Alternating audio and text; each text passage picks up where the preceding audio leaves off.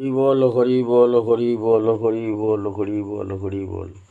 জয় জয় নিতাই গৌর সীতানাথ প্রেমানন্দে হরি হরি বল হরি হরি হরি বল। তাহলে এর আগের ভিডিওতে বলেছি রাধারানী প্রাণ গোবিন্দের সাথে মিলিত হওয়ার জন্যে ব্যাকুল হয়ে আছেন। সখীরা চেষ্টা করতো যাতে কোনো রকমে রাধারানীকে মিলন ঘটিয়ে দিতে পারা যায়। সেই জন্যে বলছেন চুপচাপ বস, আমরা তোকে সাজিয়ে গুজিয়ে নিয়ে যেয়ে তোর বন্ধুর সঙ্গে মিলন ঘটিয়ে দেবো, কোনো চিন্তা নেই।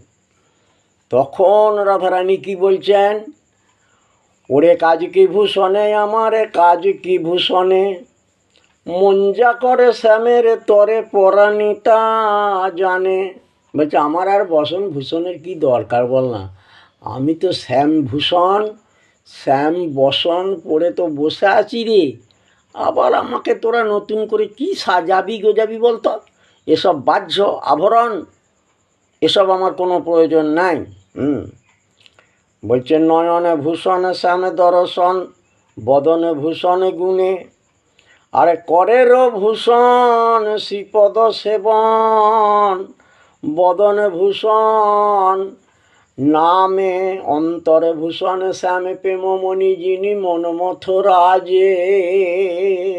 আহা, হৃদয়ে ভূষণ শেখর পল্লব, কুচ কলসের মাঝে। আহা, কণ্ঠের ভূষণ কলঙ্কের হার। আহা, এ কি আমাদের বাহ্য জগতের কথা নাকি, এ অন্তর্জগতের কথা, ভগবানের কথা। দেখুন কীরকম বাণীগুলো একেবারে। কণ্ঠের ভূষণ কলঙ্কের হার, নাসারে ভূষণ গন্ধ,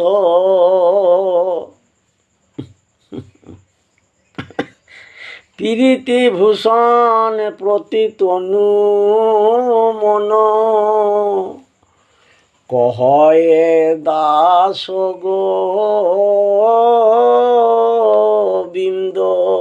হরি বল হরি বল। আমার কোনো ভূষণে কাজ নাই, আমি শ্যাম ভূষণ পরে বসে আছি, কৃষ্ণ ভূষণ পরে বসে আছি।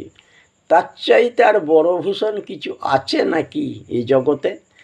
কৃষ্ণ ভূষণের থেকে আর কিছু বড় ভূষণ আছে? হরি বল হরি বল হরি বল হরি বল। রাধারানীকে